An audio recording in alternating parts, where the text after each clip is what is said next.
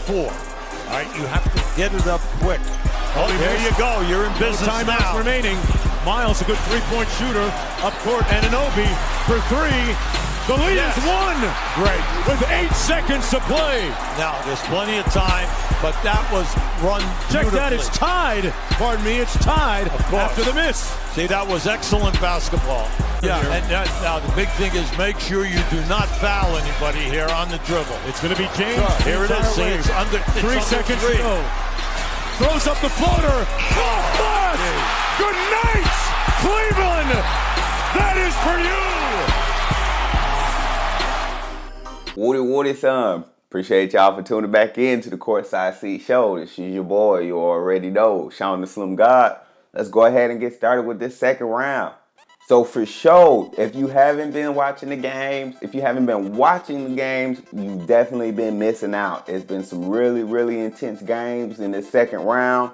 A surprise is you would have thought that the Western Conference was going to be the ones to sweep. Come to find out, it's looking like the Eastern Conference is more close to sweeping. And we'll go ahead and get straight into that. So the Cleveland Cavaliers did not have home court, and they've been balling on Toronto since game 1. The first round was really tough for them. You know, they went all the way to 7 games, but it looked like that 7th game, everything really turned around for the Cavaliers. So, you know, they won their first 2 in Toronto. They came home Saturday night and had a super win. I'm talking about last minute, off the balance, floater, off the backboard, fadeaway. You know what I'm saying? With 8 seconds left in the game, man, LeBron just really has been turning up against the Raptors. You know, I'm not really too surprised. This has been going on for at least 4 years now, where Toronto just can't figure out how to beat LeBron. So they are on a 3-0 series lead, and they got one more game. It should be like maybe Monday or Tuesday, and cross your fingers. Hopefully Toronto could at least win that game and get them going back to Toronto. And the Philly-Boston series has been pretty intense too. Boston had home court originally and didn't lose a game at home, and then they played Saturday night, and it was a really close game. Boston really know how to finish off games. Philly is really just starting to look like the young team that they are. You know, it's no disrespect to them or anything like that. It was a point in the game where the 76ers was up by 1, and it was like less than 10 seconds in the game. And then they hurried up and threw up a shot and missed the shot. Ben Simmons actually grabbed the ball, and instead of running it back out with the last 10, 18 seconds left in the game, he puts it back up, airballs it, and Boston calls a timeout, which actually got them into overtime. So Philly just doesn't have the schematics yet. Their game plan isn't all the way together yet. But again, they got some very, very young players. The only 2 veterans that they got is Bellinelli and JJ Redick. And don't get me wrong, them boys have been turned up. Them boys been turned. But when your superstars is first year and your other superstars is second year, and them boys just ain't giving you everything, you know, then, you know, it's going to be some type of conflicts. But super shout out to Boston for sticking to the script and just going super hard. Jason Tatum has been balling out of his mind. Like, where does he get all his confidence from, right? He is balling. So, you know, super kudos to Boston, how they playing. Al Horford has been balling out of his mind. It seems like he's the only veteran on the squad, but he's making it look really good. He's one leading the team to do whatever they need to do. So, you know, it's looking with these 2-3-0 series leads in the East. It's looking like it's going to be Boston and Cleveland all over again in the conference finals. Wow. And on to the West, of course.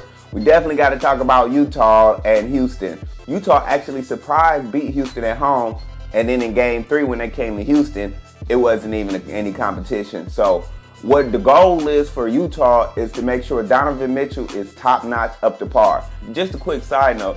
Isn't it funny how the 3 top rookies are in the playoffs doing major things for their team? You know, basically, if they don't do good, the team doesn't do good. You know, so that definitely holds some weight on these rookies and how they playing this year. But again, Donovan Mitchell is going to definitely have to step his game up and have to consistently keep his game at a level to make sure that they can at least go to game 6, game 7. I really am rooting for Donovan Mitchell and the Utah Jazz, but we know it's just too many weapons for the Houston Rockets, and it really just depends on who decides to get lit that day. So I'm crossing my fingers. Hopefully they can even up the series, If not, it's going to be really tough going into Game 5. And of course, last but not least, the Golden State Warriors and the New Orleans Pelicans. That's been a pretty intense series so far.